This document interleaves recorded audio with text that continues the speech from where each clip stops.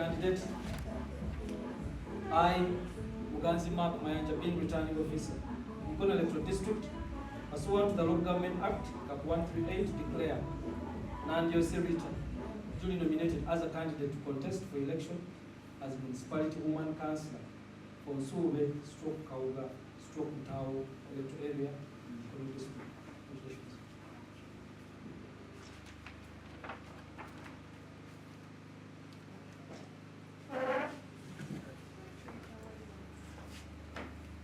Luzungu Luganda.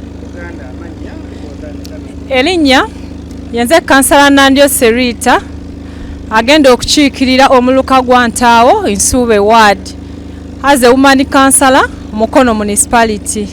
Era ng'olwaleero bamaze okunominatinga ndi candidate awedde era omujjuvu. Era nga newandiisizza nga NUP flag bearer nze gwe yawa kaadi okukiikirira abantu bange.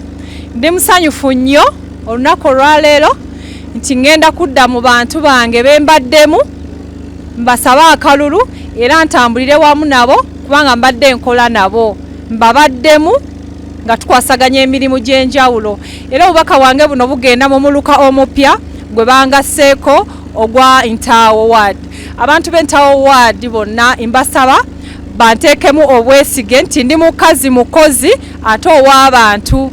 Nja kutambulira wamu nabo nga wembadde Nsube Kawuga nga buli kimu mbeera nabo paka.